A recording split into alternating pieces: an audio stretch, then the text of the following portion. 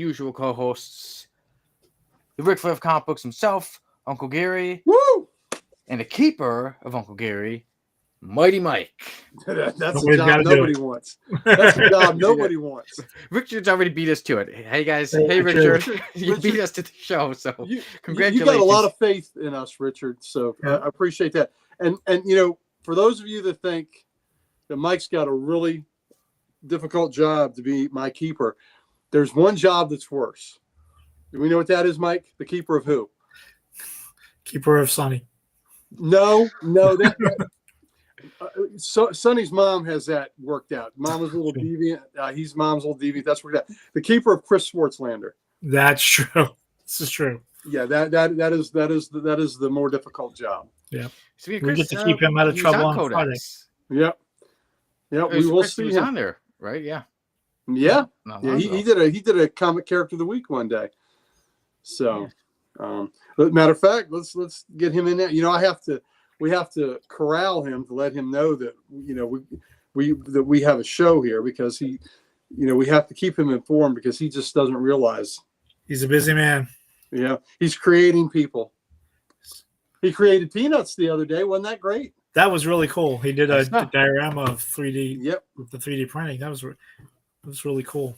Yeah, a lot of cool stuff he does on there. Yeah, see, with the 3D printer, he can make a lot. And so speaking of comic character of the week, see tomorrow, the Punisher. Guns blazing. Oh yes, it'll be good. Yeah, revisit the Punisher. Did we ever review Punisher War Zones with you? Did we do that on this show? We did. Yeah, you had recommended it, and then I bought it, and we did it. Yeah. Okay. All right.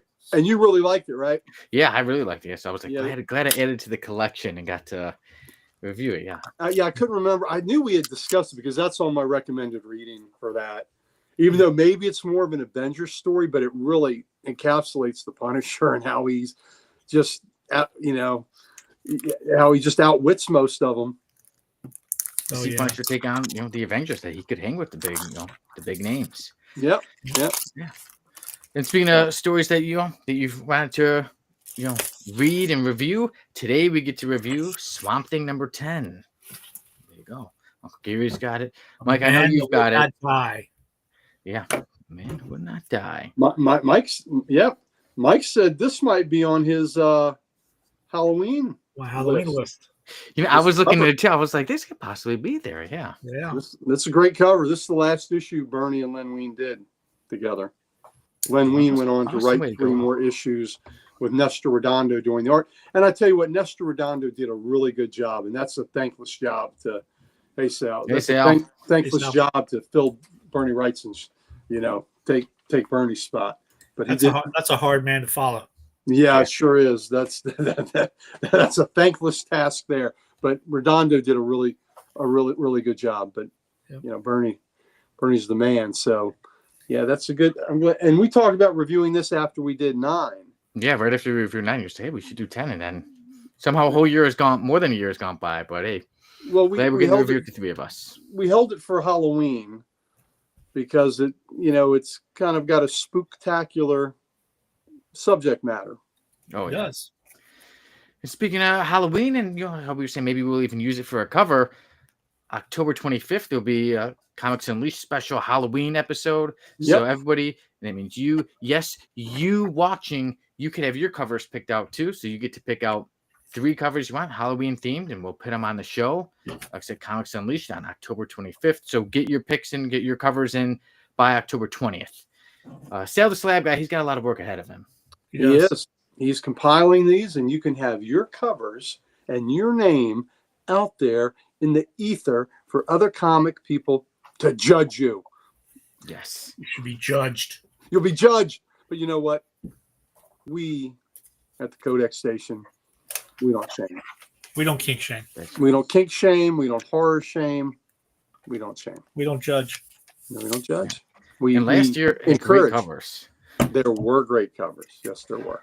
Yes, I'm excited to see it again. And Sonny, you participated last year. I got in my covers. Yeah, so I was watching. Mm-hmm. I got to make sure that I don't pick certain same ones again. It's fine if anybody watching, if you pick a cover and you're like, oh, I don't know if they ever picked it. It's fine if you have a cover that was picked by somebody else before. You're the only one that had So much covers of. great horror. Sonny's the only one that had covers of action figures being mutilated. No, that was not me. Sonny had a theme. At House of Mystery. Maybe I will pick that one. I know there was one cover that you sent just like as a joke. Say, hey, is this Sonny on the cover? And it was like a kid like breaking a doll or something. Maybe I'll have to find that one. I've already been picking some covers. Yeah, I forgot. Elvira is going to be in at least one cover this year. I'm like, I'm going to pick Elvira. So. Love Elvira. She's horrifying. Mm. Oh. If you don't know, Sonny, you may not know this. For those of you that don't know, you need to Google Elvira or Cassandra Peterson, her real name, and Tom Jones, and get the story. Get the Tom Jones story. With these hands, I'll do that. There's a. I'm just gonna say she was never quite the same after Tom Jones. I don't know. It's not unusual to be loved by anyone. You know, he had an album called The Lead and How to Swing It. That's all I'm saying. That's pretty interesting you'd say that, because it kind of reminds me of the F-lister we've got today. Oh, is his name Girth? Oh, yeah, it's Codpiece. Codpiece. Well, Sonny, you're a dirty little animal. You know what? You try to be squeaky clean and let us all think that, but down deep, you're a dirty, filthy little animal, and I love it. Dirty bird. Dirty. Mama's little deviant is a filthy, dirty little animal, and I'm good with that, Sonny. Mother knows I'm her behaved son. Sonny's my good son. Sonny's so good. Oh my He's God, the other one's really a savage. The other one does what to real people what Sonny does to action figures. We're both changed men. Yeah. Would you believe me if I told you one time he got me angry and I took one of his wrestlers and I said, I'll break the legs off. Stunned. Absolutely stunned. Flabbergasted. He knows how to get under my skin. Not so much anymore, Now I see his tricks, but before, he was my older brother. He knew how to get on my nerves. But yeah, one time. Younger or older? He's your older brother? He's my older brother, yeah. Older brother. Not Freddie, but Eddie. Eddie Kruger. Eddie Kruger. Eddie Kruger. So I edited him, yeah. He took grief for that. We both always heard, we're so used to, you related to Freddie Kruger. I'm like, I've heard that. I've heard that for over 30 years by over 100 people. It's never new. What you say is, go to sleep tonight. Yeah. That's how you answer that. Yeah. See you in your dreams.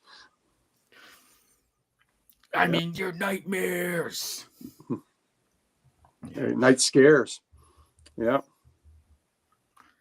Yeah, but it's all good times, all good fun. Yeah, so Halloween's coming up. I said maybe some people will be Freddy Krueger. Somehow I was never Freddy Krueger for Halloween. Maybe because I heard about too close to home. Too close to home. One of my nephews, he was Freddy. Was it last year or the year before? He was. Okay, we got Mr. Keith joining us. Hello. Hi, Mr. Keith. Yeah, so we were talking about how on October 25th will be Comics Unleashed special Halloween episode. So get your covers in by October 20th. And then today, so like I said, we will be reviewing Swamp Thing number 10, The Man Who Would Not Die. We've also got a topic of the week, and this time Jamie picked it out, and it's about that Superman Spider-Man crossover that's going to happen next year. So we got quite a lot of comic book news. It was New York Comic Con, and there was a lot. I didn't even put it all in notes. I said the news, and then I'll go over it because there's so much going on with trailers and seasons and just all this stuff going on. And then, of course, the regular schedule is Variant Insanity, the random panel of the week, and like I said a little earlier, a guy named Codpiece joining the F list. I don't think he's a fish, is he? No. Could be. And of course, we'll have right or wrong. Oh, right or wrong? Oh, that's something maybe somebody should have thought about. All right. Whoops. Yeah, I see right or wrong. Yeah. Why? How many do I need? Two. Dos. Two for you. And uno for me. Uno per me. I'm still learning. I'm at day 1,300 and 10 or 11, or 11 in a row. Yeah. Cool. That. Guys, what else have you been up to? Mike, we were talking a little bit before on the pre-show that there's a certain LotCon coming up. Yes. Looking forward to it. The 26th.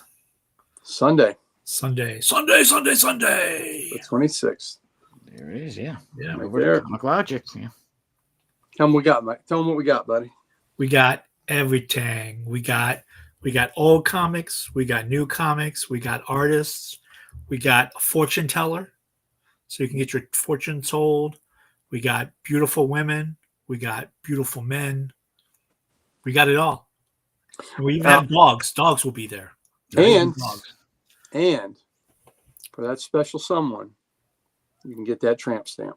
Yes, we will have a tattoo artist as well. That's right. You can get Gary's face tattooed on your butt. Who doesn't want that? Who doesn't want that? Who doesn't want that?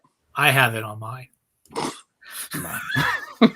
You know what? But it was No king shame. No king shaming here. listen. It was more of a shroud of turn.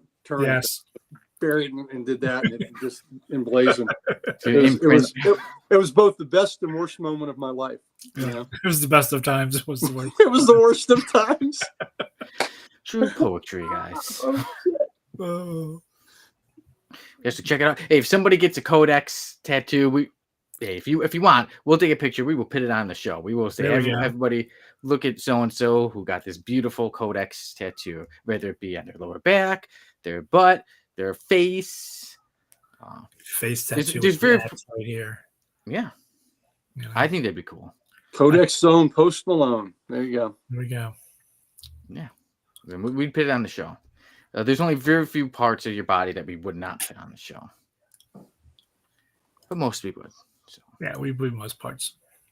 Yeah, parts is parts. Richard's coming in with it. We had it wrong. He said, "Number one, true. Codex is the best comic book YouTube channel." Richard, man, thank you. You know, Richard, you get a star.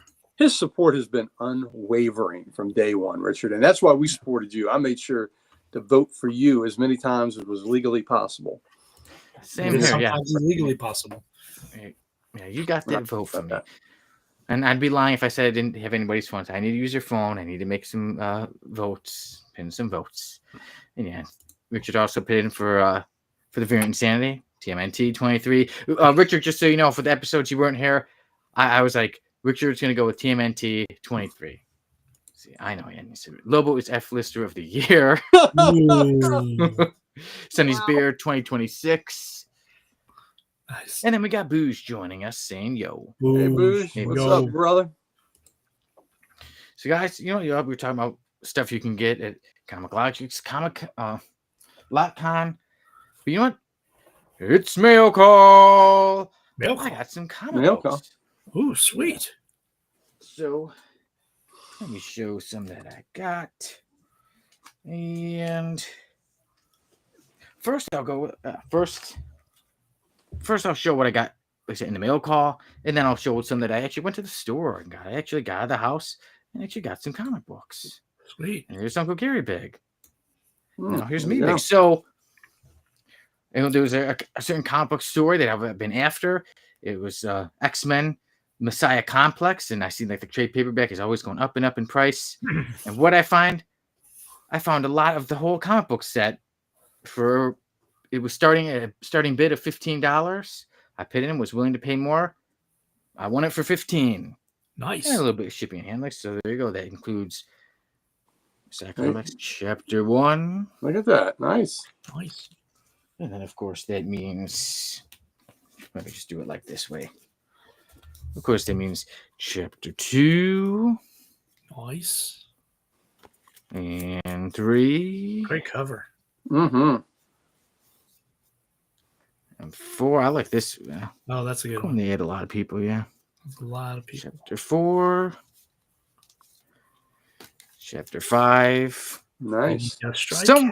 Somewhere in there is the first appearance of Hope Summers. I'm not too sure if it's this one or not. 205, but we'll see. Oh, that's a great cover. Yeah. That must be the first appearance. Yeah, it's either this one or the one before, but yeah, so either way, I've got it. Nice. And you always like my Wolverine. So there he is, Wolverine. Chapter 7. Mm-hmm. Some X Factor. And Chapter 8. Chapter 9. Yeah, this one even doesn't really remind me like X-Men, so it's pretty cool that it kind of stands out as being different. And here we go. Great cover. Yeah, he's a beast, even though he's an Avenger. I know. The X-Men there. Yeah, every now and then you have to go home. He went home for the holidays. Yeah, had a bad time and then decided to go back. Yeah, that's right. 11. 12. And the finale, chapter 13. Nice. Got them all there. So there we go. Very cool. The whole Messiah Complex story arc. You didn't get the epilogue? They didn't send that with it too, the 14th book? I didn't know about that one. That didn't come with it? I'm just guessing. I'm just going to assume that you're teasing. And even if you're not teasing, I'm just going to pretend that you are and be like, nope, it doesn't exist. It's not real. It doesn't exist. I'm messing with you. So you're right on. Good. Nice. Good. Because I was like, dang it. The Devil and Sonny is for a moment there, he was thinking. Yeah, Sonny. I know, Sonny. It was going through his head. Damn it.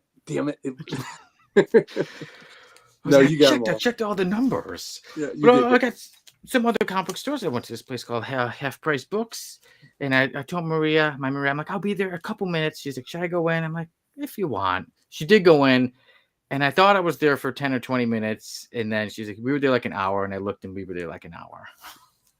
Thought it was gonna be quick, but I did get some comic books, and I got Blue Devil. Nice. Old Blue Devil. Yeah. Mm-hmm. So it was issue number 18, and then this one I was after. This was because of the X-Men Age of Revelation story arc. I got this one, X-Men 19.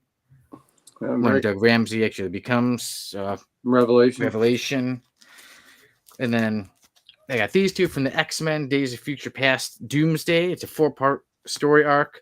So I have part 3 and part 2, only for $1 each. So I'm almost there. I'm halfway through the story, or halfway through collecting the story. Then I got the Women of Marvel. Very nice. Yeah. Mm-hmm. And then I got Marvel Voices Pride #1. There's old Hercules in the back. Do you know who that is in the background? Who is that guy in the background? I don't know. I don't know either. Somebody, but he says, my hero. So there you go. So that's what I got from the store. Nice. Yeah, that was the books that I got. Yeah. And then I saw on Comics Unleashed some of you guys, showing your stuff, the comic books. And I was like, okay, I need to get some more of those X-Men because now, with that Age of Revelation, there's so many crossovers. I'm like, ooh.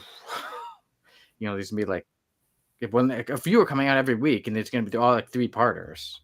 So, well, I know I'm getting a handful. Hey, Pam. Hey, Pam. Hey, Pam. Pam, we're in sports for you. I am picking and choosing which of those I'm going to get. I am not getting all of them. I think I put back Rogue Storm today. I don't think I got that one. And then there was Iron something. Was it Iron Frost or Iron and Fist? I think. Yeah, I thought it was something with Emma Frost and Iron Man. Oh, maybe some. Yeah, there's I don't know what it was. I didn't get that one. Yeah, so can't get them all. Yeah, I'm like, I don't have that kind of money yet. But you know what? I have a story coming out, so I'm working on it. It's working on Amazon. It is my story called "Killing Set in Motion." This may surprise you guys, but I've written a serial killer story before. Really? And actually, before when I showed it when me and my Maria were talking, I said, I'm an author. I write books. And she saw it, and it made her take a year before meeting me. Yeah, I can imagine. Yeah. And then also I put it on Wattpad, and when it started to get views, I'm like, it's hitting the thousands. And then it got banned. So it's not been out for anybody to check out. You've been banned? They canceled you? They canceled that story. Really? They took that story off without even warning. I'm like, a warning would have been nice. But then I looked, and it did break a lot of their rules. But I'm trying it now on Amazon, so a little hint is this. Let me grab something. Rules. Who has rules?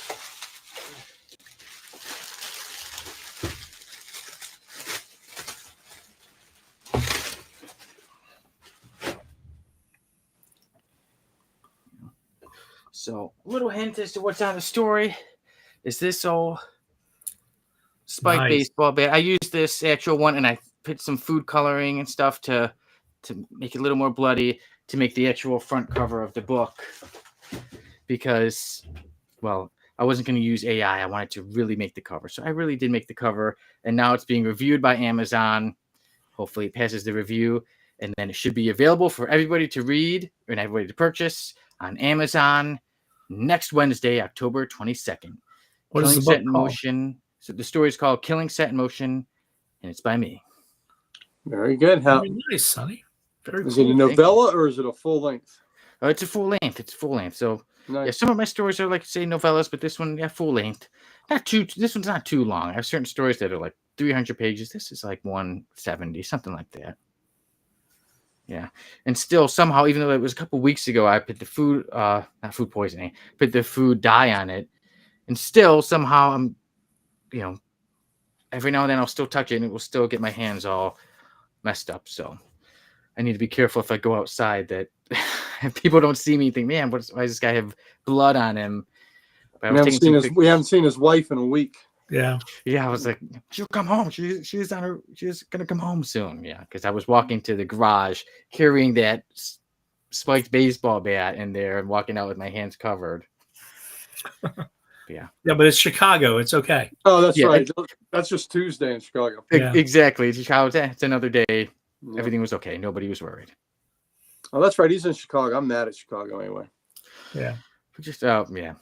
Last year, Uncle Gary, because Chicago Bears, Washington Commanders, you got us in the last play, and you didn't tease me about it. Like, oh, we got you. So I said, all right. I said, I can't tease you about it because you didn't get me with it. No, I didn't. It was a disappointing loss, but I guess if I had to lose, I'd rather lose the way we lost than lose the way it happened last year. Because on the last play like that, that's just devastating. Yeah. The way we lost sucked, but last year that was brutal. Yeah. A huge Hail Mary pass. Yeah, but hey, y'all got the best of us this time. Oh well. Yeah. Yeah. Yeah. So as a Bears fan, I'm just trying to enjoy the 3 wins in a row. Each one, I just got to enjoy it before it ends. And Blue said, dragging body to the garage. No, I was just taking my camera and my lighting. I do have this light right here.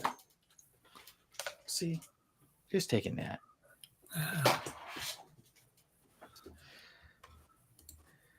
And now, everybody, I think it's time to jump onto the actual show of the Code X podcast. Let's do it. Are you guys ready? Yep. Did you guys happen to see the new theme? No. Okay. Val doesn't let us see this stuff before you do. The great reveal. Okay, yeah, then I will put it on right now. Get ready for it. I don't know if anybody's really ready until you actually see it. So here we go. When we see it for the first time.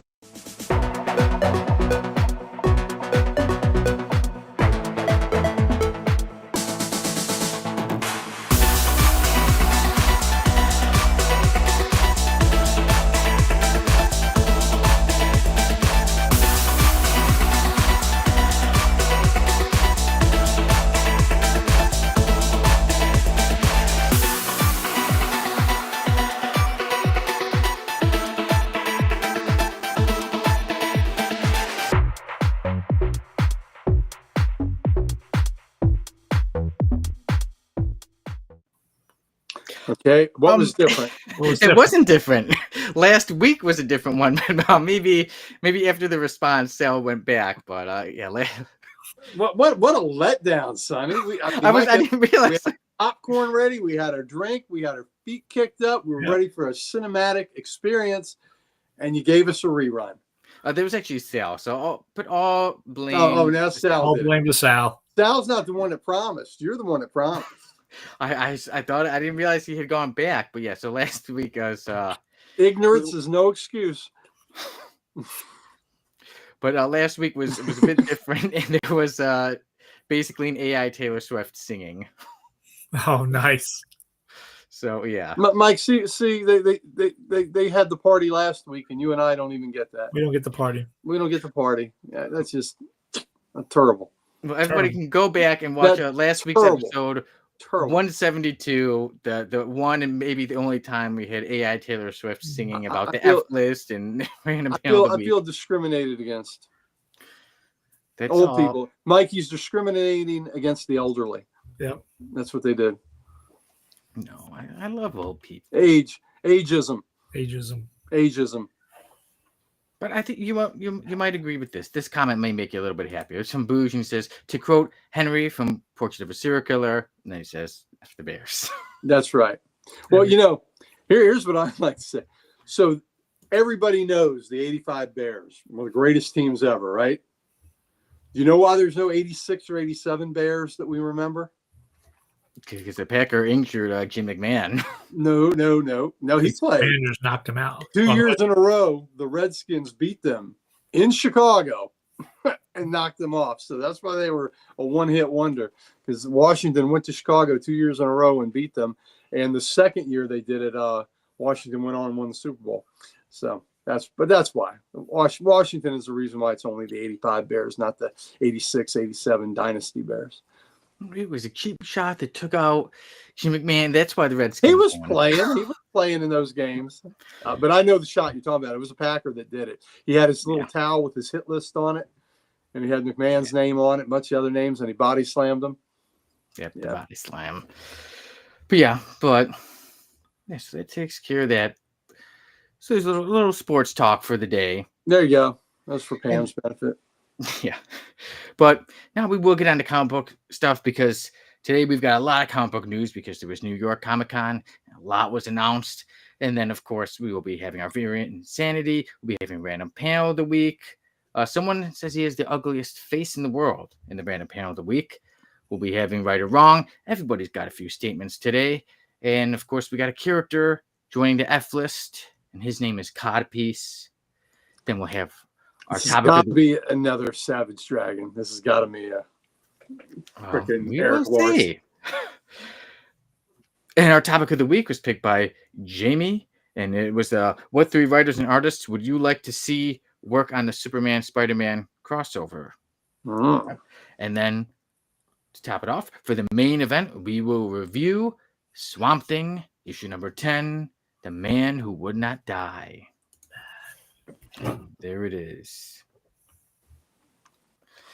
And hey, speaking of Jamie, he says, I see a lot of viewers and not a lot of likes. Smash that like button. Jamie, smash. Hulk smash. Yeah. Button smash. Smash that button. Do you remember that F-lister named Smash?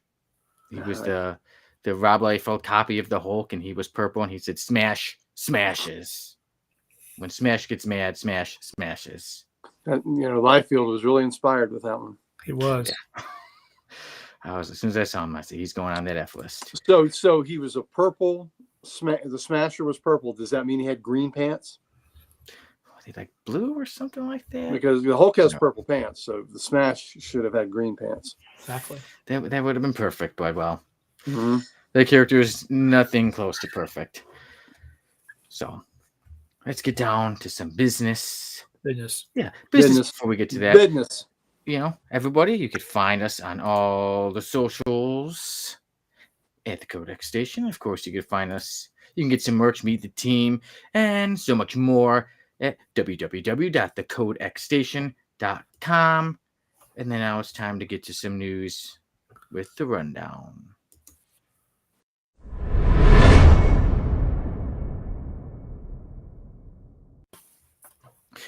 New York Comic Con happened, and there was a lot of news. There was stuff with new comic books, new seasons of shows, new movies, even new toys. So many things to talk about, even like this toy.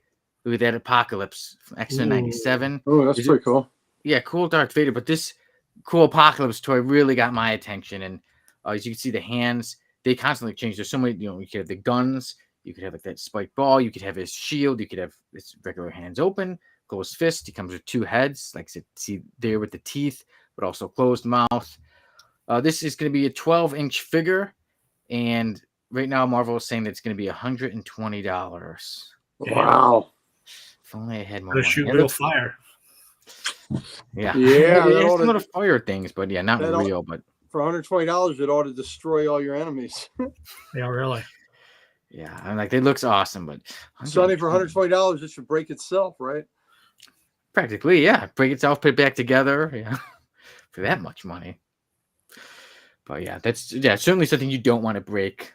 And if you get it for somebody, you make sure that they don't break it because, well, it's a lot of money. However, like, if you get it for your kid and the kid's like, the head's supposed to come off, technically the head could come off because you could switch it. Mm-hmm.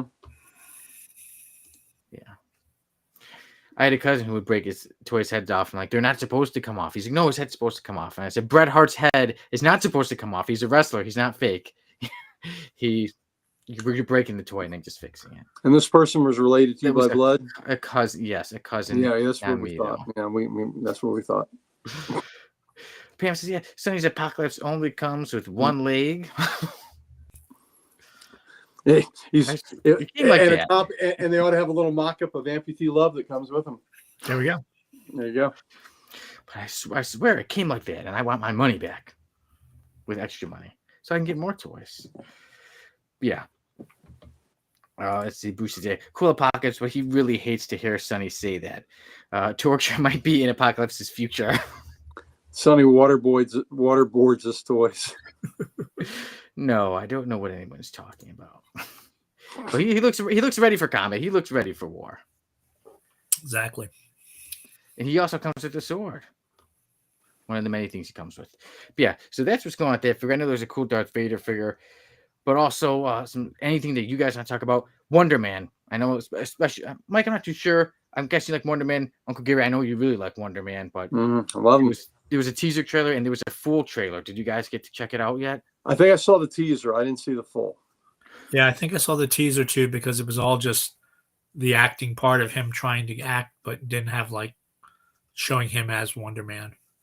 Yeah, then there was they did have an official trailer too, and it did show more of the character of Simon Williams, but again, really based. It looks like it's really going to be focused on the acting and the filmmaking part. Where I don't know how much is he ever going to be, the Wonder Man. I saw because it looks like it's a show about Wonder Man, and this man named Simon Williams is going for the part, and also Trevor, played by Ben Kingsley, his character, the one that was in Iron Man 3, he looks like he's gonna have a pretty big part in it too. I think it looks like he's gonna go for the role, and then Simon Williams like, oh, but I have my way, I'm gonna go for it too. And then the original Wonder Man show looks like it shows the original outfit that one with Wonder Man in green. Oh, cool. So the cool little cameo with that, but it really does look like it's going to be really focused on filmmaking and making a show as opposed to following the ways of the comic books. So Interesting. Yeah, I might watch it just because I love my film stuff, and then it'd be cool to check out some Wonder Man stuff. But I'm like, I think someone who knows the comic books so well, I don't think they're going to be too happy because it looks like it's going in a complete different direction. Yeah, we'll see. Yeah, we will see, but I mean, could be interesting, could be good. And then, got my X-Men shirt on today because X-Men 97. Not only are they having that cool Apocalypse toy that I wouldn't mind adding to my collection. However, the big thing is that they've announced that season 2 is set to come out on Disney Plus next summer. So summer 2026, we'll get X-Men 97 season 2, and that they're already working on season 3. So that is me super excited. And anybody watching, in case you forgot or want to check it out again, we did reviews of each episode of X-Men 97 on the Codex station. Yeah, Sale was in every episode. Sometimes he was with me, sometimes he was with Dan. So we had a good time with it. Yeah. And you stayed up all night as soon as they dropped and watched them, didn't you? That's right. At 3 a.m., I was on my PlayStation, put it on. Mr. Keith says, yeah, I'm worried it'll be like She-Hulk. Great character, great actors, and great ideas, but trouble with the comedy in the MCU template. I can really see that, like you said, especially with the trailer, it looks like it's going for that more comedy-esque style. Yeah. So I have the same kind of worry, Mr. Keith. And like you said up here, yeah, I was staying when X-Men 97, I was staying. Well, I'm normally up at that time, so I said 3 a.m. is the perfect time for the show to come out because 3 a.m. I was watching it, so I was Sunny able to time. avoid all the spoilers. That's sunny time. Yeah, exactly. I'm like X-Men 97, and as it comes out at my time, perfect.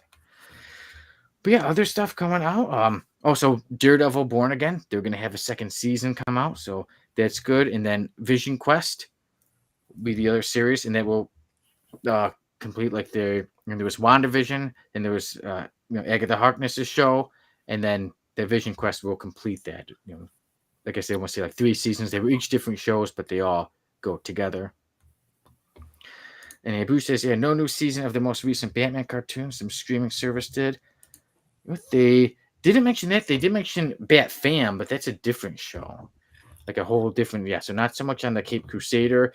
And then speaking of Batman, that leads me right into, they mentioned that Batman Nightfall is going to be made into a DC animated movie, or at least part 1. They're going to start with part 1. So that'll be interesting to see how they go with that, with Azrael and stuff like that. I agree. Yeah, so I'm interested to see how that'll be. And especially, like I said, I think it's going to be released in parts. So they only mention part 1, but not the others as well. And then soon, other comic book news, or other comic book news that they had mentioned was that the Ultimate Universe, they're saying, is coming to an end. So with that, let me get down and find some of this info about that. Someone's computer, hopefully not mine. But yeah, that's. I know they're gonna have. It's gonna be, I believe, a 6-part story with the Ultimate Universe supposedly coming to an end. It's gonna start with Spider-Man in December, and it's set to end in April with Wolverine. Just so they're saying that the Ultimate Universe will come to an end. Bruce says, yeah, animated Nightfall could be pretty good. Could be. I hope so. Yeah, let me look at more of that. Some of the info coming out. Yeah, about the stuff that's going to be released. I mean, so yeah, there's so many things. There's certain things that were not too much comic book related. Game of Thrones is having another show, Night of the Seven Kingdoms. But like I said, if I go over everything, then we'll be here for a very long time. If there's a new Star Trek, New Worlds getting a season 4, another Avatar video game on the way. But yeah. One thing I'm excited about is the crossover between Swamp Thing and Something's Killing the Children. I don't know if you saw that. That looks good. And it should be awesome. And I think that perfect team up, perfect crossover between the two. Definitely. Yeah. I'm jacked about the new Legion book. Legion. Yes, the new Legion show. So that'd be an awesome one. And then speaking of crossovers, I heard that Homelander is having a crossover with DC. Really? So Homelander from the boys. Yeah, and the KO. They're going to bring in Homelander, a whole bunch of Red Sonja, whole bunch of different characters. In the DCKO? Yeah. Wow. Yeah. So Homelander could wreck a bracket or two.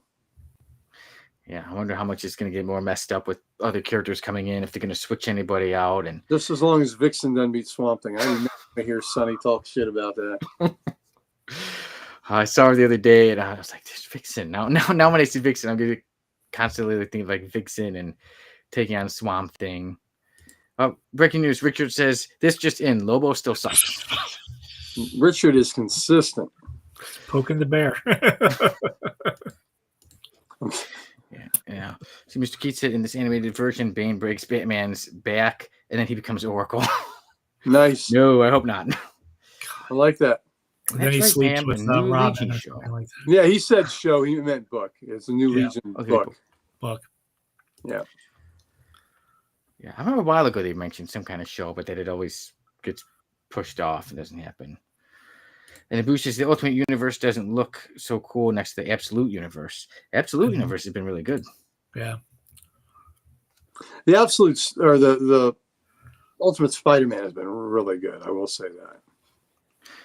Yeah, so speaking of that, let me get on to where that's going to go. Okay, so the end of the Ultimate Universe starts in Ultimate Spider-Man issue number 24, then goes to Ultimate Black Panther issue number 24, then Ultimate X-Men, issue number 24, then Ultimates, issue number 24, and then ends in Ultimate Wolverine, issue number 16.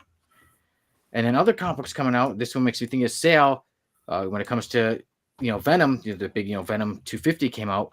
But in the summer of 2026, Queen in Black will come out. That'll be an event coming out next summer. And then, of course, I love my X-Men stuff. So the next event is going to be called Shadows of Tomorrow. So that'll take place in X-Men comic books and X-Men, Uncanny X-Men, Wolverine. Also, Cyclops will have his own series. Storm, Generation X23. Also, Magic and Colossus. Wade Wilson, Deadpool. Rogue, and Inglorious X-Force. Jesus Christ. Too much. The X-Men. How many X-Men titles can you have? Come on, we don't need all that, man. Oh my God. That's more than Batman titles. Yeah, really? I love X-Men, but man, it's hard to keep up with because there's so much. And when it comes to back to that Vixen, who has a chance of beating Swamp Thing, Boo said Sonny thinks Jimmy Olsen can beat up Darkseid. Let me tell you, Vixen's got as much chance as Jimmy Olsen does in that fight. Hey, remember in The Nail, Jimmy Olsen had some powers in that. And then Boosie, I agree with you, Gary. Ultimate Spider-Man was a good book. Oh, absolutely. Very good book. There's a new Iron Man series set to come out. And then right now it's One World Under Doom, but once that is over, it will be Dungeons of Doom. Dungeons of Doom. I think one reason we like the Ultimate Spider-Man book is just with Mary Jane and Peter together in it, which is where they should be. But I'm still saying Spider-Man 1000, Mary Jane and Peter will get back together. That's what they're going to do. I've been saying that for 2 years now. I like that prediction, and I hope it comes true too. Me too. How far away are they from 1000? About 24 issues or so. Oh, okay. 24, 25, something like that. A little bit of time waiting, a little bit. But any of that other stuff really got you guys excited, or want to go more on to? Well, for me, I think I was just thrilled to hear about the Legion book, and is it Williamson writing it, Mike? I think it's Joshua Williamson. Yeah. Don't have an artist yet. They haven't announced an artist yet. No artist. They had a cover by I saw a cover. It was kind of a manga style, which it was like a variant cover I saw. But hopefully that's all it is. I don't want a manga style Legion. Yeah. Oh, there's somebody else joining us. Oh, evening. Evening. Welcome to the shoe. Yeah, so the Legion, it should be a good comic book. We'll see how it goes. I think I gotta get myself some rings. At least I got a wedding ring. But I gotta get a Brown Lantern ring. Gotta get it from Jamie. I'm gonna have to pry it out of his hands. Well, you live you live not that far from him. Go get it. Yeah, we thought we were gonna meet up. There was a toy con at a mall not too far from him, but then he wasn't feeling too well for the weekend, and then I had to work on getting that book made, so we did not get to meet up there. And then maybe get a ring kind of similar to the one you have, Gary. A Legion ring? Yeah. I don't know. You tried to put a Legionnaire on the F list. I don't know if you can be trusted with a Legion ring. With some of those pictures, though, I think you can see why. Save the universe. And you want to put them on the F list. Tisk. That was a fun one. You didn't go on the F list either. See, I was not. I'm willing to learn. I'm willing to listen and say, okay, you know what? Even though there was going to be a codex revolt between me and Dan. Me and Dan were going to revolt against the podcast. Yeah, that one caused quite a bit, but I'm glad it happened. And now I know more about Matter Eater Lad. Yes, you do. He's more than just eating through fences and. That's right. I'll bite my way through this. He saved the damn universe. That's right. He saved the damn universe. Yeah, so. One bite at a time. Yeah, literally. Ate the miracle machine. Yes, he did. And nobody else could say that. So I will give him his credit and say, all right, you're not on the F list. But today's F lister, I don't think there'll be any argument that the character does belong on the F list. Yeah, it sounds like it. I don't even need to see the character. I'm already horrified. When we get to Codpiece. But all right, guys, is there any news you'd like to? One last thing. Any last things before we jump onto the variant insanity? Let's do insanity. Mm-hmm. All right. But first, Pam says that was the day we had an F-list rebellion. That's right. Pam was involved too. Pam. Yeah. Pam is another Long Live the Legion gal. That's right. She's with us. Yeah. It's good. We do love to get everybody pumped and into the show. So. We were heading out with pitches and with torches and pitchforks. Go get Sonny. Yeah, good times, good times. And now one might even say it was some insane times. And one might say I was insane for trying to pit Matter Eater Lad on the F list. Yep. But we'll get insane. We'll get crazy. Let's get nuts.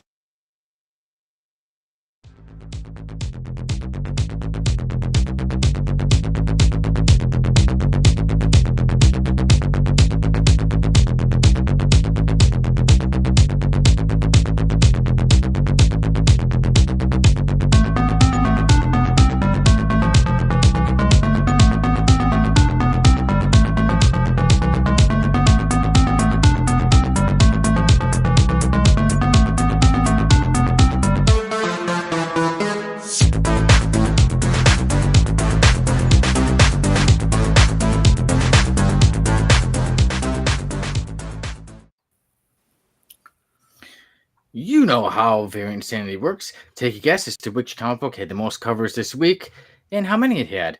And Richard, once again, is saying TMNT 23. Well, TMNT with 23 covers. Mm-hmm. How about you guys?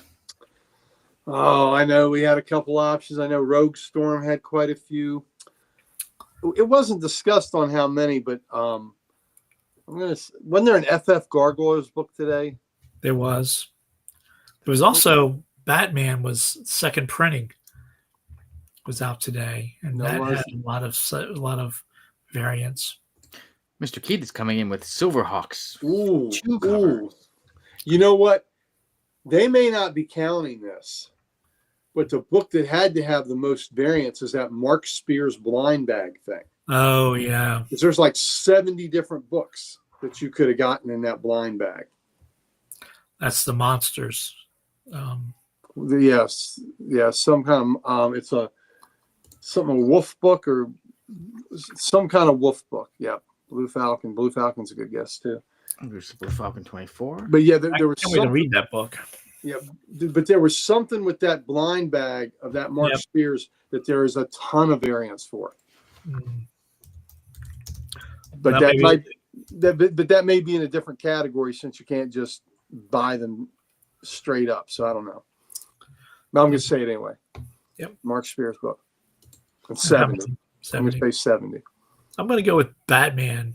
Second printing issue #1 with 16. All right, let's see. No. So we'll give everybody on. Thank you for joining. Come on, everybody. Feel free to put it into the comments. I'll give you a 10 and a 9 and an 8 and a 7 and a 6 and a 5 and a 4 and a 3 and a 2 and a 1. I'm not like Dan who gets the middle finger. And I say, all right, comic book this week. There's the most variants. Uncle Gary, with what you were saying, that possibly could be true, but I don't think it was put into the category. Right. So like I said, so the comic book that was put down in that comic book, right now I just wanted to look it up, that was called The Monster and the Wolf. Yeah. So it possibly could be that, but I guess, like you said, since there's so many different covers and it's blind bags, it was not allowed to be in there. So the comic book that had the most variants this week is Mist. The Forgotten Hour. I forgot. I don't even remember that book. It's #1. Where's my glasses? But nearsighted German can mistake them for howitzers. Wow. Should we have it a minute? Oh. Yeah. Nice knockers. Yeah. Thank you. Thank you. That's right. You can thank Sal the Slab Guy. He provided us with this information. He also said, Very Insane. The writer, Joe Brusha. The artist was Alan Ortiro and Julius Abrera. And the cover colorist was Ivan Nunes, and the cover artist was Igor Vittorino. No, Igor. Igor. You see what I did there? Igor? Igor. From Young Frankenstein. After he did What Knockers? Yeah. So that can't be Igor. It's got to be Igor. Walk this way. Walk this way. All right. Give me a hand with the bags. All right. I'll take the blondes. You take the other one. Yeah. Sonny, I'm assuming you've seen Young Frankenstein, but if not, you need to.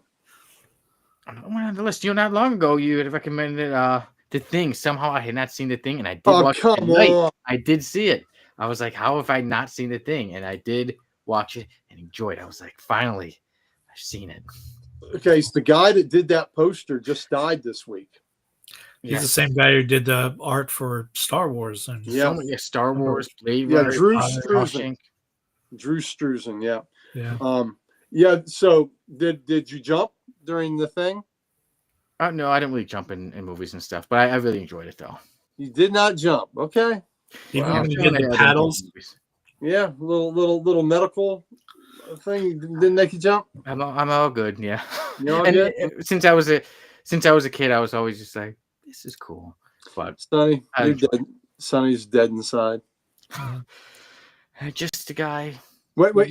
He doesn't jump during the thing, and he's writing books about serial killers. There's some dots to connect, Mike. Yeah. Yeah. And he mutilates action figures. That's where it starts. They usually they mutilate the action figures, and then it goes on to worse things. Lies. Propaganda. Let's get back to Mr. Forgotten Hour. Take a guess as to how many it had. 44 double D's. Or was that a different thing? Correcto. No. It should have been.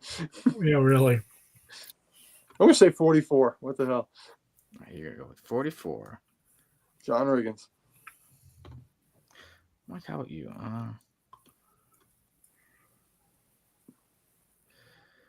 What about you, Amy? I'm pretty sure you never heard of it.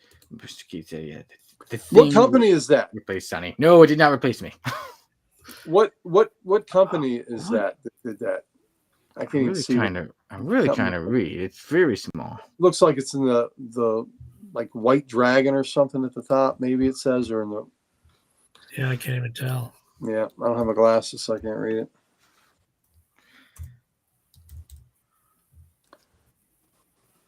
Yeah, it's not a Boundless book, is it? Xenoscope. Okay. Yeah. Wow. Yeah, I missed that one.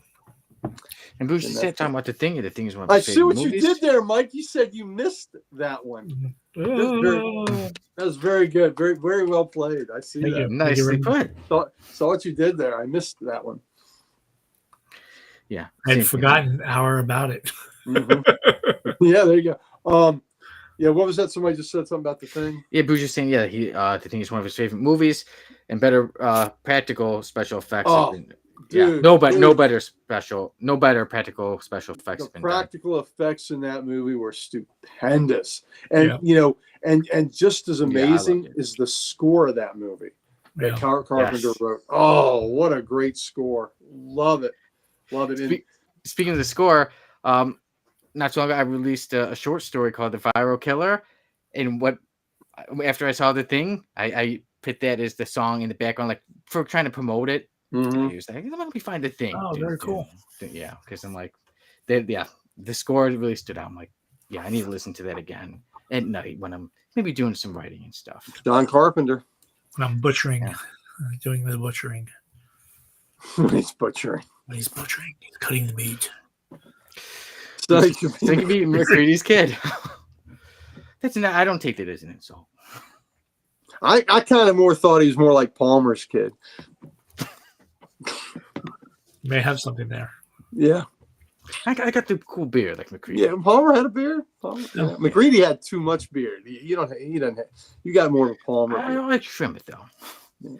Plus, I'm a survivor, guys. Like the world blows. I live in Chicago. The world will be blowing up around me, and somehow I'll still be like, "Hey guys, a real news story. Welcome to the next episode of the Codex Podcast."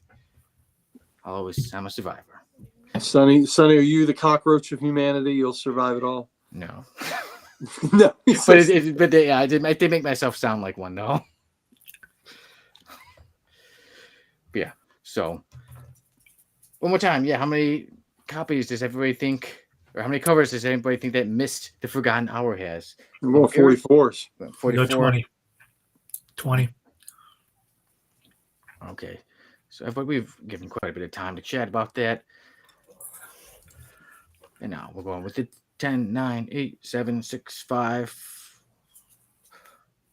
4, 3, 2, 1. And this week, Missed the Forgotten Hour hit 16 covers. Wow. Wow, it was a low week for people. Yeah. Is Dynamite slacking this week? Yeah, I was going to say, because for 16 to be... Mike, you originally said 16 when you were guessing Batman. Yeah. Yeah, when you said, I was like, oh, right on that. Mike meant 16. But yeah, missed your chance. Missed the Forgotten Hour. What you did there. I saw what he did. Missed your chance. Wow. Yeah, Mike, I liked how you got it earlier in there. I'm like, okay, let me try to get one missed in there. So there you go. Well, that's our mystery book of the week. There you go. Yes. Mystery publisher. Mystery publisher. Yeah, Missed the Forgotten Hour. Probably one of the viewer insanities that will be forgotten within an hour. And when it's gone, will it be missed? Probably not. You know what? Looking at it, maybe. Maybe. Depending on what we get next week. Yeah. So now, everybody, it is time for right or wrong. You two got 2 each, and then I've got 1. Excuse me. Sorry. All good. All good. All right. Who said a modest 16 variants for an unheard of book? Yeah, you did make a good point. Yep. It's right or wrong. Who would like to go first? I'll go first. Take it away. Jack Russell is the absolute best name for a werewolf's alter ego. Agreed. Right. Agreed. A name after a dog. Though Jerry Conway says he didn't do that he had no idea when he named the Werewolf by Night Jack Russell. But that is the most perfect name for a werewolf's alter ego. Yep. Maybe he was a fan of Great White. They had a band member named Jack Russell. Well, there you go. Yeah. But yes, I agree with you. So I say right as well. All right. And Booge also says right. So Gary, how about your next one? All right.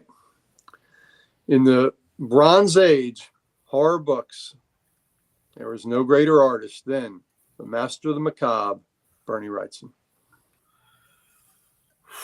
I will say right. I love that work. And you're showing me quite a bit, and I've seen a lot. And I mean, those horror issues and covers and everything, they really win me over. So I brought it to the Bronze Age. I didn't take it to the Modern Age, but the Bronze Age. So 1970 to 1985 or 84. Ooh, there's so, I have to say, because I don't know all the horror artists that came before him, but I know he's got some of the most amazing work I've ever seen. So I would say yes. All right. There you go. And also, Mr. Keith had gone with right for number 1, and for number 2, Booge and Mr. Keith both also went with right. So everybody, we're all on the rights with you, Uncle Gary. All right. There we go. Right on. Right on. Right on. Right. All right. All right. All right. All right. All right. All right. Mighty Mike. All right. Give it to you. So my first one, and sorry, Pam had also gone with the right for both. Oh, thank you, Pam. Affirmation, baby. Go to you, Mighty Mike. So my first one is, unfortunately, for my best friend Gary, the new Legion book will not last a year. I'm going to say, going by recent history, that's right. Yeah, I hate to say it, I'm sorry, but I'm going to have to go with right as well. Yeah. I mean, I hope I'm wrong. I hope I'm so wrong. I hope I'm wrong for you. Yep. I agree, and I hope to be proven wrong. Yeah. Same here. Right, but hoping to be wrong. I'll go with one of my while Bernie Wrightson is number one, Nick Cardy could be a number two with great horror covers. I will agree with that. And I say right. Nick Cardy could also be number two. I mean, Nick Cardy is at the top of almost every list in romance, horror, superhero, Western. Nick Cardy was he was just prolific with all the different genres that he could do. He left comics in the mid 70s and went into advertising because the comics just, weren't paying what the advertising would pay. And then the other thing that every time we mention Nick Cardy, I'm going to mention is Nicholas Viscardi drove Sherman tanks in World War II. Nice. In the European theater. Huh. Who else was a tanker? Was it somebody else? You know what? I can't remember, but you're right. There is somebody else. I know now. Kirby was more of a scout, or Kirby was Army, and he was. I know they had deployed him as a scout because of his artistic ability. Yeah. He would they would send him behind enemy lines to sketch, and he did not appreciate that that they used him like that. Put him in dangerous situations. But I think there was another tanker, and I can't remember who it was, but Nick Cardy's the one I always remember. Yep. Mr. Kruger, you're number one. Yep. Now my question or my statement was, the end of the Ultimate Universe is not truly the end of the Ultimate Universe. Let me say right. Yep. Nothing ever dies forever. True. No. If it can make money, it will arise from its grave. Yeah, exactly. So, we know comic books and who really stays dead. So, Uncle Ben. Yeah. Except in the Ultimate Universe, he's alive in there. Yep. Yeah. He's about to get killed, probably. Imagine if they do the opposite. He lives and everybody else dies. I'm trying to remember. I don't know that May's alive. I don't know that I've seen Aunt May in the Ultimate Universe. Maybe May is dead. Interesting. I have to get caught up on that. But all right, guys, we circle back to Uncle Gary. That first one, everybody was saying right. Booge had it right. And Pam had it right. Jack Russell had it right. And we all had it right. And again, Jerry Conway says he did not do that as a pun and did not think about Jack Russell was the name of the dog. Yeah, we all agreed. Like you said, Jack Russell, perfect name for Werewolf by Night. Would you guys believe me if I said when I see a full moon, sometimes I howl at night, just I'm not in the surprised. backyard? I would be surprised if you didn't. Yes. You guys know me. You know me pretty well. Sonny, I'm sure Sonny gets naked and is in the backyard howling, running around, chasing rabbits. I swear I don't.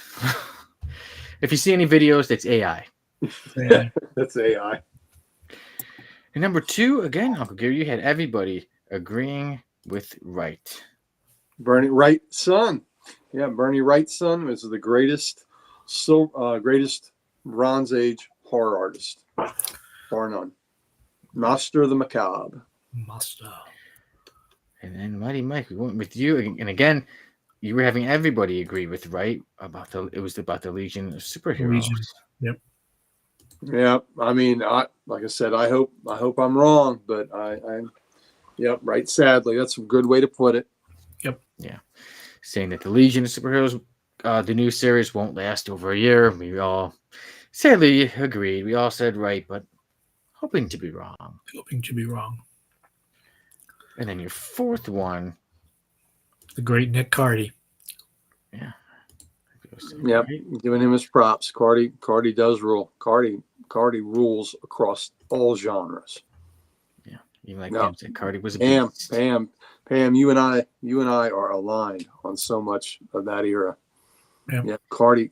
For those of you that don't know, one of Nick Cardy's favorite covers and one of mine of his Batlash #2. Look up that book. That book is amazing. Amazing cover. Batlash #2. Batlash #2. All right. And then I had my one statement, and that was that the end of the Ultimate Universe is not truly the end of the Ultimate Universe. And again, we were all in agreement with right. So today, look at that. We all agreed today. Everybody, today was all about the right stuff. Yeah. Mm-hmm. Including Bernie Wrightson. That's right. There you go. It's a theme. All right. Well, this next thing, nobody's going to want to. Well, maybe some may agree on it, some may not. But it's time for the random panel of the week.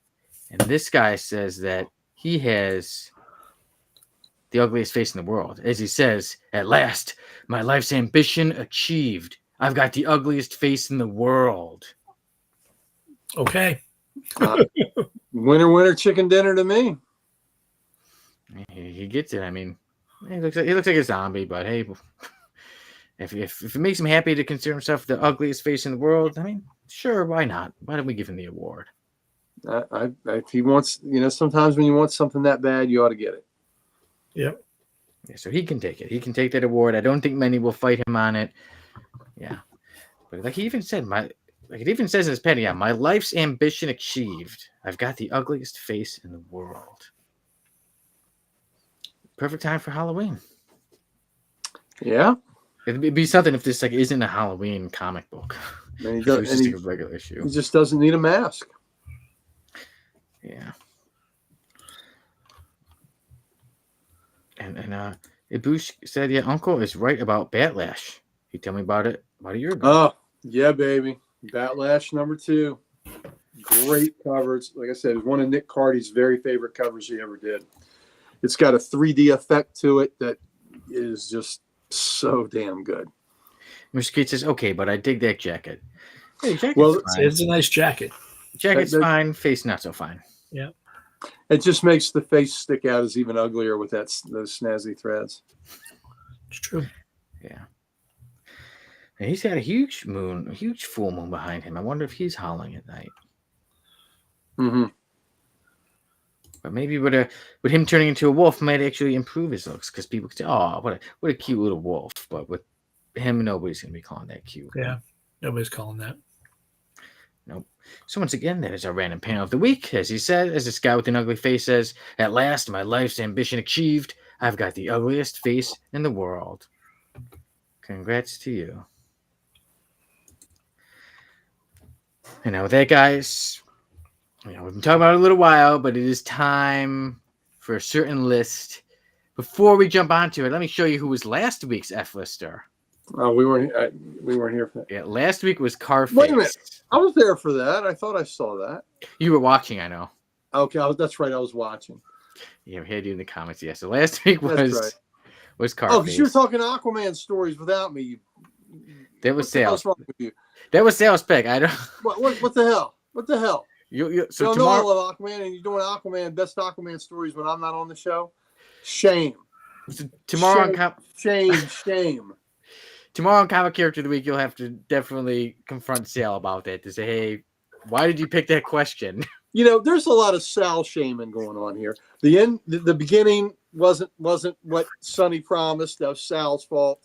The Aquaman theme on Sonny's show wasn't his fault. It was Sal's fault. There's a whole lot of Sal shaming. Mike, what is this? He's deflecting, isn't he? I don't know. Yeah, Sonny, are you going to go into politics? Because you are perfect, absolutely perfect for this. Nothing is his fault. It's Sal's fault. He's blaming the Italians. I don't think I've ever been insulted so badly on this show to say a politician. You're right. That was a low blow. I almost apologize for that. That is a true low blow. All the other rotten things we've said, that's the one that hurts. Huh? That's the one. That's the one. All right, I take it back. Oh, good. And then, hey, next week Sam will be on here, so I can have him on here and really be like, it's his you're fault. Still deflecting. Don't act like you're not. Yeah. But before we jump on to when I came to that random panel of the week, we did have Mr. Keith had said, speaking as the pretty face in the work. I get it. you go. Nice. Mr. Keith. Mr. Keith says, "Don't hate me because I'm beautiful." Yeah. That's right. And then before, Some people have to set the standard, and that's what Mr. Keith is doing. Yeah. He's voguing. Is that what Madonna would do? Vogue? Yeah. And then when I quickly showed that car face, Mr. Keith had said, who makes pants for a robot truck? There's a lot that wasn't explained about him. And then Pam was trying to pick up all the Batlash books, but missing number 2. Oh, Pam. Do you know the cover? I hope you know the cover, Pam. I think there were 6, Pam, 6 Batlash books, and I think he first appeared in Showcase, I think was for the first appearance of Batlash. But yeah, but the Batlash covers are all good. All really good. I think Sergio Ocanis might have done some of the work on that book too. I know because I know I have a Batlash signed by him and by Denny O'Neil too. I think he did the writing. All right, guys, it's time for that list. Let's do it.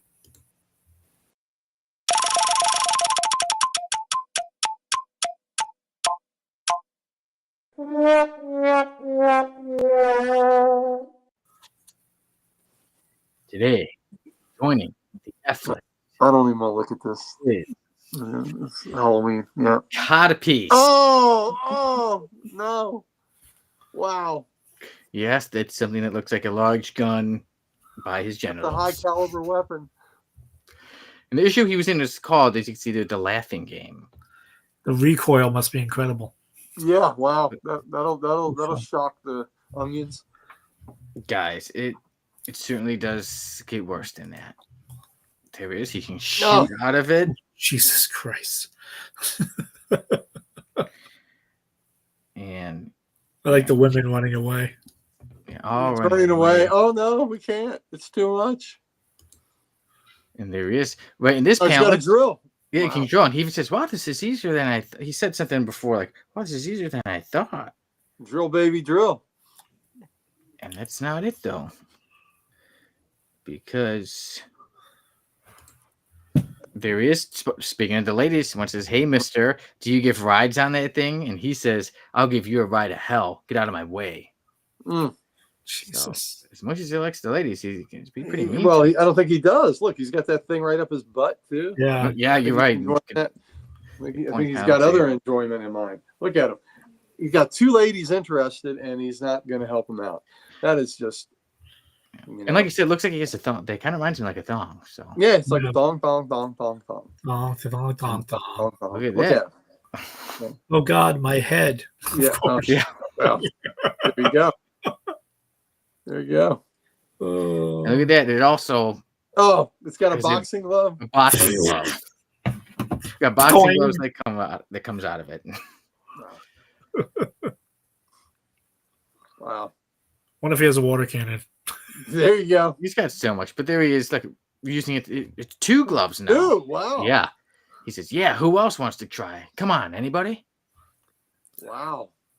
Why are the people all bandaged up? She's been hit. She's been hit by that before. They've been hit by it before. And there he is with some of the bandages. Just get this garbage off me. As he still shoots. Yeah. He shoots. He scores. All right, guys. Would anybody like to take a guess as to the history of Codpiece?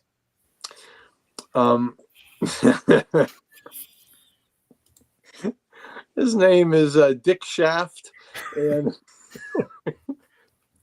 and he was always made fun of because he had that name, and he decided that he was going to, that he had a micro penis, and he was going to get, when he was in the locker room, they would say, "You're no Dick Shaft," and they would make jokes, and he decided he would get revenge on the world by building the world's most powerful codpiece, and no one would ever laugh at him again. So, and then he ends up in the comic book called The Laughing Game. Mm-hmm.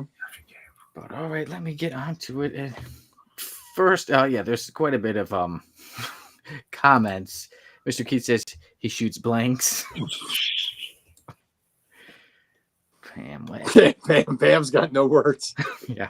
Somebody yesterday, hey, Up and Adam Comics is good evening. Good evening. You've joined us at a good time, the F list. I think he's saying good evening, check please. He's out. I'm out. Good evening, I'm out. Check, please. Drop the mic. Boo says Sonny wishes Codpieces were a fish.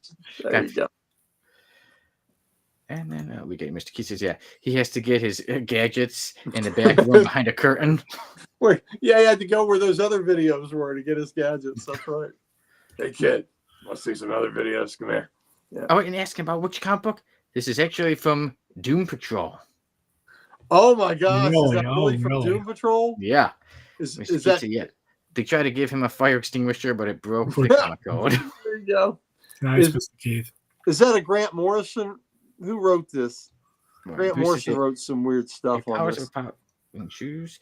All right, I will get on to this. So, you ready for this? He was created by Rachel Pollack and Scott Eaton. Wow. Yeah. Wow. In Doom Patrol issue number 70. Well, Doom Patrol volume 2, issue number 70. You know what? Women are so much classier than that. I'm really surprised at Rachel. I think I forgot to show you guys that one. He also has a huge pair of scissors that comes out of his codpiece. You really think I'm going to let a pair of mummies bother me? No. Oh, daddy. Oh, my God. So, Wow. Codpiece. No name as to what was going on with him before, so he's just known as Codpiece. But he was speaking to his therapist. He was saying that he wants to get a surgery about getting bigger, and tells that he had a lady of the night over, and she was kind of laughing at him, and then he was like, "Oh," he got all mad, and she said, "Whatever you pay for, like you're fine." And then he So I was right about the micro. Yeah, I'm just going to assume, yeah, because then he created this, and it does not say as to how this codpiece, although large, I don't know how it can fit all of these things inside of it. Okay, it can shoot, and then as you see, it has this huge boxing glove that comes out of it. It has this huge pair of scissors that look bigger than people out of it.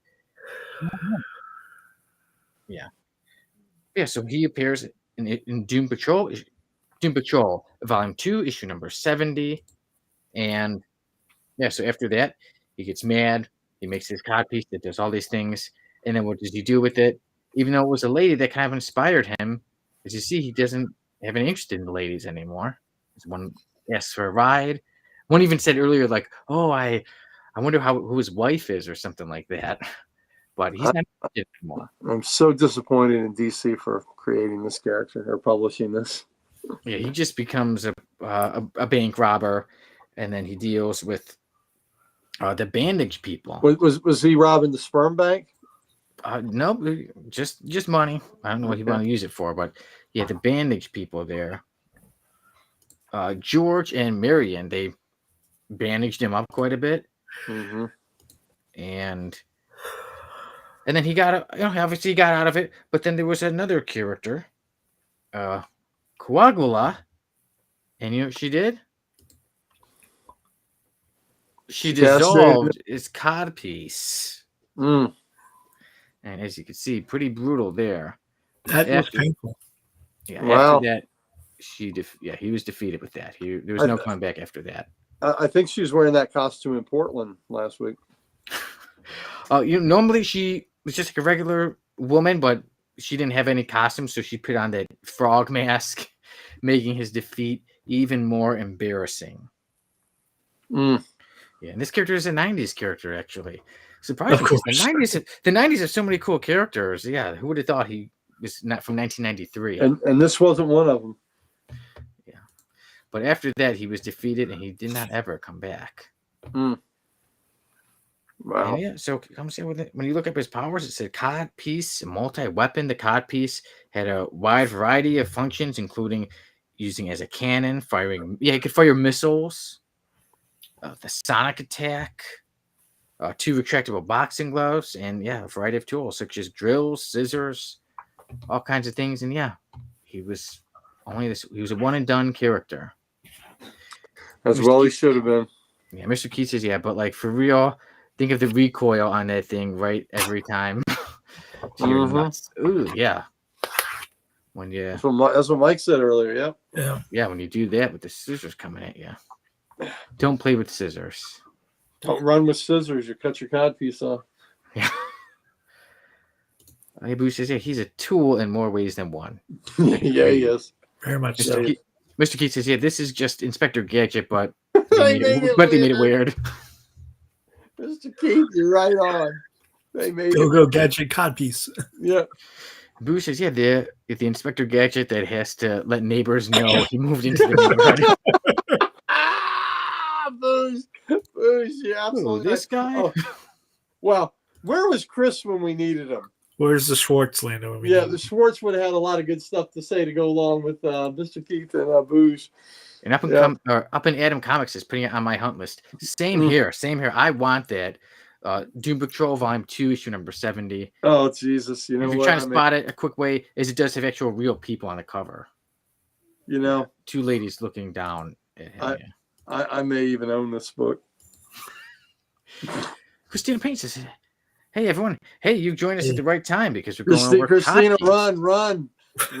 We're going over Codpiece. And Up in Adam Comics says they're played by Lorena Bobbitt. There you go. Bruce says, that's got to hurt. Yeah. But there we go, everybody. There he is. I don't know if you can call him in his glory, but he is Codpiece. I don't know how it took us this long to put him on the F list, but I was like, I think this is the time. I've been hitting you with a lot of Eric Larson savagery. I knew this had to have been Eric Larson. Wow, I'm stunned. And then I said, hey, today I'm finding you someone who is not Eric Larson. So you can't blame Larson for this one. Like I said, he was made by Rachel Pollack and Scott Eaton. He is Codpiece. Doom Patrol 70, Volume 2. Yep. You got it? Probably do. Wait a minute. Oh, God help me. And while you look for that, we'll just show more. I got it. Oh, wait, let's see. Yep, that is the cover. I'll make you big. God help me, I have it. Make you famous. Oh, Jesus. I would be on the hunt. The things you block out. You know, I got that book. I have a complete run of that iteration of Doom Patrol. And you know what? It didn't go that much longer. Well, but it went to 87, and that was 70. Oh my God! First appearance Codpiece. It even says it. First appearance Coagula. First appearance Codpiece. Mr. Keith says, wow. Yeah, but seriously, I'll bet he's great in the kitchen. You know, he's just such a bad character. I don't think I think he'd still be bad in the kitchen. I am. But he might knock a lot over. You know, he's just got too much stuff swinging around. Too much stuff swinging around. I hate when that happens. We've all been there before. Wow, I am so sad I own this. Rachel Pollack wrote it. Tom Taggart was the artist. Scott Eaton, cover artist was Taggart, and Eaton and Tom Sutton, the interior artist. Well, there you go, everybody. Now you know what you can be on the hunt for. I know what I'm going to be on the hunt for. First and only appearance of Codpiece. Time for me to sell my Doom Patrol Volume 2. Hey, and don't forget Coagula. That was her first appearance, and she did that. Mm-hmm. So you know what? She saved everybody from more apperances of Codpiece. Selling it as a set. So if you want Codpiece, you're gonna have to buy the whole set, all 87 issues.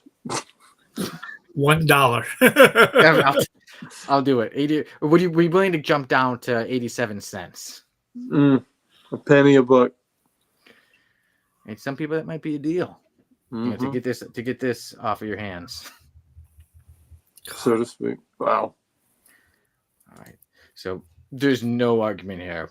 Codpiece goes to the right F list. To the list. I would say on the effed up list. Oh yeah. There you go. Codpiece, you are there. And now we jump on to our topic of the week. This one Jamie picked out. J-Dub said, yeah, what 3 writers and artists would you like to see work on the Superman Spider-Man crossover? Anyone you guys would like to see? I'm kind of open-minded, with it all. Maybe Chip Zdarsky would be an interesting writer to have on it, Yeah. Jim Lee. I think Jim Lee would be pretty cool to see him drawing both characters. Yeah, Lee would be great. I'll give you a writer and an artist rolled up into one. John Byrne. Oh, nice. That'd be a good one. And Jeff Lemire, but don't do the art for Gary. No art for Jeff Lemire. You can For write you it. either. Not do the art. Frank Jeff Miller. Lemire with Alex Ross is doing the art. Frank Miller, guys. No. No. How about as a writer, our buddy Philip Kennedy Johnson That would be cool. with his Superman cred? Yeah. But like you said, like Alex Ross covers would be awesome, or if he did the interiors too. But Well, Bermeo is Awesome. doing some amazing Spider-Man covers right now too. Yeah. So Bermeo's done some amazing Superman covers too, but he would only be a cover artist, I imagine. No, maybe a crossover like that could lure him back to interiors. You know what? Let Dan Mora do the inside art. He's doing everything else. It's true. And James Tynan. Mm-hmm. I bet Wade could write a hell of a story with it. Oh, Wade would be awesome. Yeah. yes, anybody in the comments too, feel free to say, who would you like to see writers and artists work on the Superman Spider-Man crossover that will happen next year. There'll be a Superman Spider-Man issue, and then a couple months later, a Spider-Man Superman issue. Right now, I'm trying to find the name of someone I was thinking of who draws some great Spider-Man. And that would be Cool. I'm losing. But yeah, so anybody, feel free to let us know. But yeah, so many different possibilities. That'd be a cool one.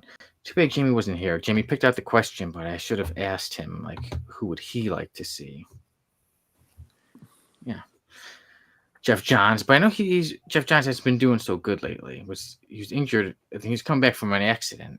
Oh, What really? accident? I didn't know. I think a while ago he had a car accident, but he's obviously it's been many months from now. So it was many months ago. So I think he is healing. So we will see what goes on with that. But many possibilities as to what could happen. And there we go. Let's see. Up in Animal Comics is Dan Jurgens and Dan Promotion. I like that. I like Jurgens. The Dan. Yep. The Dan show. Yeah, I like that one. Yeah. Yeah. So okay, everybody. And hey, just for any segment we have, even if you don't get to watch us live, you can always put it in the comments later. You can put it on YouTube, anything. You know what? Straczynski tells a hell of a story. Oh, yeah. Yeah. Cool. So anything could happen. Speaking of stories that could be great, I say it's time we jump onto a story that I think we could all agree is great. Yep. It is time for a review of Swamp Thing number 10, The Man Who Would Not Die. Uncle Gary, I know this is one you've been waiting to talk about for a while, so I'll just immediately let you jump on and take over. All right. Well, this is issue 10 in the 10-issue run of the original Swamp Thing series. Swamp Thing first debuted in House of Secrets 92, written by Len Wein, art by the great Bernie Wrightson. And it was an 8-page story that was a wonderful, poignant story. The success was so great of it. DC wanted them to, do a Swamp Thing series, but that story was set in Victorian times, and Len Wein and Bernie thought it was such a perfect story. They did not want to mess with it. So they recreated a swamp monster, the Swamp Thing, using a different character. And the first one was Alex Olson. In this, it's Alec Holland.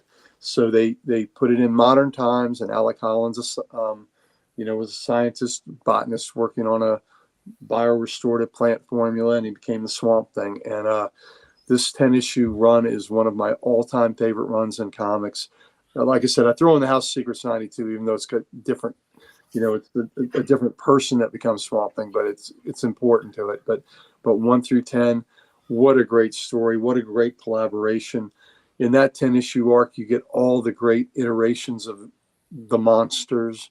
You'll get witches, and you'll get a evil wizard, and you'll get you get a werewolf, you get a ghost, which is, this is a ghost story. You get an alien, you get a creature dwelling in a cave, a demon. These unmen. The unmen, so what we have in here, and Sonny, you kind of came into it cold, where I know you didn't get the full explanation, but Arcane was an evil wizard that had and scientist that had was going to restore Alec Holland's humanity to him, and he wanted the Swamp Thing's body because he wanted unlimited power. And Holland agreed to the transformation. But then when he saw what Arcane really wanted it for, he destroyed the spell that made the transformation happen, and he reverted back. So he could have had his humanity and walked away, but he couldn't do that to the world, letting Arcane have a body that powerful. And so Arcane falls to his death, and his unmen follow because they just follow their master. And the unmen that survived picked up Arcane and patched him back together, as you see in the book. So that is his villain, Anton Arcane, in that patchwork body. So that you didn't have you didn't have that backstory in there, but I thought it could still tell the story pretty well, that this was somebody that had a grudge against Swamp Thing. Yeah, they mentioned, like I said, they didn't give the whole thing, but they did at least give a few panels to let you know that yes, Arcane was a villain before, and that his men got him. Yeah, I mean, I don't want to give away the whole thing, but it's just it's a ghost story, and it's set in the swamps of the South, and got a character that introduced Antebellum, and she spins a story of the past about a slave rebellion, trying to rebel against this evil slaveholder that just is just a brutal Simon Legree type, and ultimately, he kills people in horrific ways, and ultimately he is found murdered in pieces. And it's gruesome and horrific. And then on those same grounds, Arcane comes and he's fighting the Swamp Thing, and he's talking about enslaving humanity and being the master. And these words don't sit well with the denizens who have moved on. And so perhaps they come back and bedevil Arcane. So I think it's beautiful. I think it's a great story. The art is stellar. I think it is a perfect Halloween tale. Yeah, perfect for perfect for now. It's perfect for the Halloween season, and everything like that. And Mike, how about you? Yeah, I don't think I can add much there. Gary did it so eloquently, but it's a great story and it's great art, and you don't find that enough in the books nowadays. You either have a great story or great art, but this is and it's a classic tale of revenge, a tale of hope, and in a bizarre horror way. So a great book, and like Gary said, a great 10-issue run, and they highly recommend the book. Highly recommend anything that they've either Len or Bernie have done. Yeah, Bernie do. So they were a perfect marriage on this book. Yeah. Real quick, we got a comment. And Mr. Keith says, yes, Swamp Thing is one of my favorite characters because he's such a simple concept, but has also been made into a journeyman character. Yep. Yeah, Mr. Keith, I hope you have read these first 10 issues. They're just true classic horror, and the art is just sublime. And I tell you, the payoff of Arcane's fate and the Unmen was a great scene where the dust settled, or when the Swamp Thing awakens the next morning to see what has happened. Just a great payoff, I think. Yeah, totally. Yeah, even Boucher agrees with Swamp Thing. And up in Animal Comics, I would agree that those first 10 issues of Swamp Thing are such an amazing run. Yeah. And up in Animal Comics, I agree, guys. This was my first time checking it out. Last year, Uncle Gary, you had me review Swamp Thing number 9 with you, and I loved that as well. And then you said, oh, definitely got to check out issue number 10. So I did go over 9 again before getting back to this one. It's always a good read. Issue number 9, one of your favorites. And then 10, this one was, like you said, perfect for October, before Halloween. And also, so Arcane, after it made me want to look more into it. So I knew they give a few panels. Like I said, the Arcane, you know how before he was a person, right? And that kind of shows him like at the end of the cliff and his unmen. They get him, and those unmen, they're really quite a sight, you know. I love Cranius, the head on a hand. Yeah. Cranius is my favorite. I was like, who is that guy? Yeah, so I did find out him, and I have an action figure of him. I have a San Diego exclusive Swamp Thing figure that comes with a couple unmen, including Cranius. Nice. Yeah. Maybe we'll have to see that sometime. Like, so maybe we'll have another from the vault action figure. Well, you say what you think about the book, and I'll have it in 2 seconds. All right, but this was a great issue. It's a one shot, so you can start it and end it. It doesn't. You have like a whole multiple story. It doesn't have multiple issues. I'm sure like Arcane returns, but this story it begins and it concludes within this one issue. So it is a terrific one shot, like you said, a terrific way to end off this great 10-issue run. Let's see it. Let me make it a bit bigger. There's Cranius. Nice. And then here's another one of the unmen. Oh, okay. And then Swampy. Yeah, so this was Swamp. San Diego exclusive by our late great friend Howie Welch. Got this for me. Oh, nice. A few years ago, and the box that had a special box that came with. But there you go, Cranius. How freaking cool is that? That's awesome. That is cool. And then let's see what's on that thing. Mr. Keith says, yeah, few monster characters can become a god, a knight, etc., and still maintain their humanity. Yep. Alec Holland has done it. Boo says, yeah, I dug the cartoon and live action TV series in the late 80s and early 90s. This was just such a great ghost story, you know. Yeah. And there's more to it seriousness too, like I said, when it comes to the ant talking about slavery and right in Jubal, Black Jubal, the who had his arm ripped off by this evil slave owner years before, and then he liked to dismember people by having them pulled apart. So this is just what a terrible human he was, and this ground where so many atrocities have been committed, it didn't like hearing words like enslave and master and all that, and Arcane just kept saying the wrong things, didn't he? For what you say. The red Swamp Thing figure. And I like this one from Up and Adam Comics says, yeah, that frog-faced woman shot Codpiece to make him an unman. Yeah, I think she did. Nice. Yeah, perfectly worded, yeah. But this is a terrific one. And then also too, one of the parts, I noticed the artwork I liked like some people, there was one part, especially when they were going back to the part about slavery, and each background was like, one was yellow in the background, then it was red, then it was green. Some people might not care for, but I thought that was pretty cool. I thought it was pretty cool and different, like all the different colors. I liked it. Even like the artwork, terrific, story terrific. I think this is a really great one. I hope that a lot of people do check this out. If you haven't checked it out, I hope you do check it out. I don't really have many complaints. I guess the only thing I'd say is that I didn't get to read it in the actual comic book form, that I had to read it through online. But and that makes a difference. Oh, it makes a difference, man. I tell you what, when you can hold it and read it, and I have several variations, and I have big, giant, absolute volumes of it, where they're just perfect stories.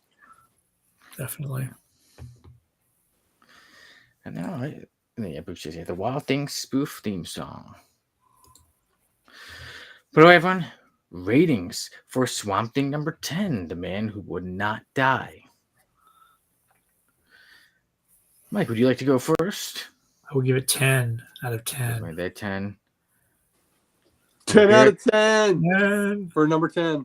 I go with 10 out of 10 for Swamp Thing number 10. 10 out of 10s all around. Straight 10s.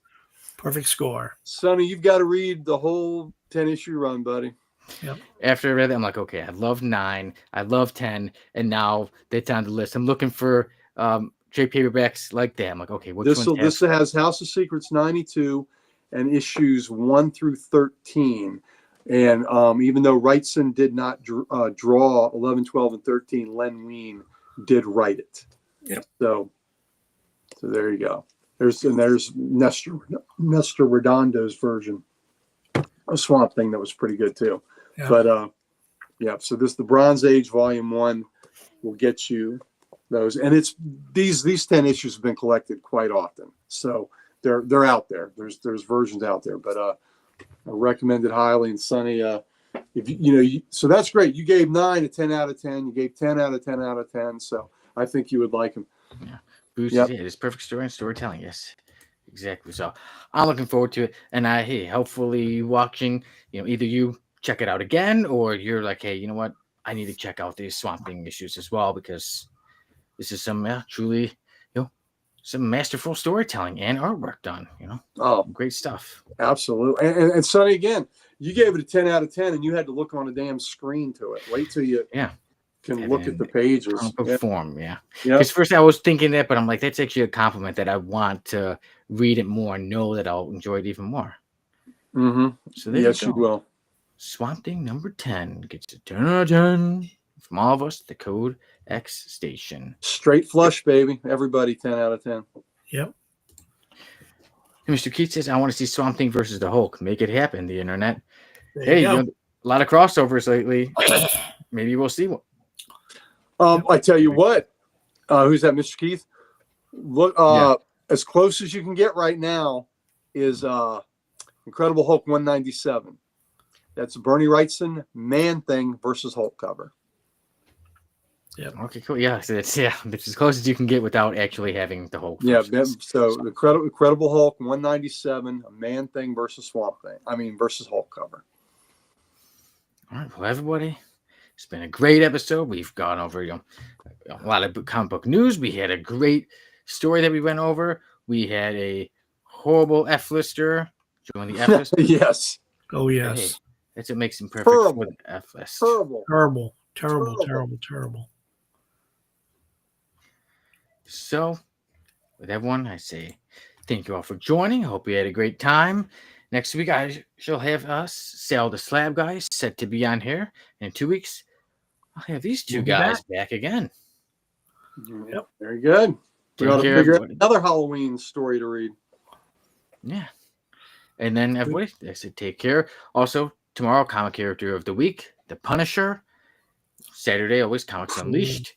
And remember, October 25th is the special Comics Unleashed episode with the Halloween covers. You can pick your covers to be put on there, too. You get to pick 3 issues that will be shown. Get your picks in by October 20th. So you still have 5 days left. So it's going to be, I know that will be a great one. And every show here on the Codex Station, we look to put out some great stuff for you all to enjoy. So everyone, any last minute things to say before I turn this off? Just always from Comic Logic, LotCon, Fall LotCon on the 26th of this month. And come see us if you're in the Northern Virginia area. You see me, see that fellow over there. Might even see Dan and Sal over there. Alan, yeah. Mm-hmm. And if you're in Baltimore this weekend, Baltimore Comic Con. We'll be there. We'll be there. Dan will be there too every day. Yep. We'll have the Swartz with us on Friday. Thank you, Pam. Thank you, Pam. Thanks, Pam. Take care. Bougie excited for the Punisher, and also says, well, Chris just jumps on. Hey, Chris, you're a bit late. We're like about 30 seconds left. You'll have to go back and watch the whole thing. Show the F-lister that Chris did not get to comment on. Chris, I'm so disappointed in you. You're going to have to go back and watch the episode because you missed Codpiece on the F list. Where were you? Mr. Keith and Booge were picking up the slack with the great comments. There you go. But where were you when Codpiece was being drilling? Was drill baby drilling. That's right. But remember, you can always go back and watch the whole episode. Yep. The whole effing show. The whole effing show. That's right. Yeah. And Boosh, thank you again for seeing. Great show. Yeah, Boosh, good job. Great contribution. You, Mr. Keith, Richard, everybody, Pam. Yep, everybody. Thank you very much for joining us, always commenting. And even if you're more quiet, just thank you for joining. Enjoy the show. We're always looking to put on more shows we would look to put on more great shows every Wednesday, every Thursday, every Saturday, and then all the videos in between, all the stuff. So always check us out at the Code X Station. I say, take care, everybody. Night, everybody. Be good to each other. And before we go, Chris, there's no way he's on the an F. Chris, there's no way he's an F lister. Yes, Chris. This man, Codpiece, is certainly on the F list. Yes, yeah, he is.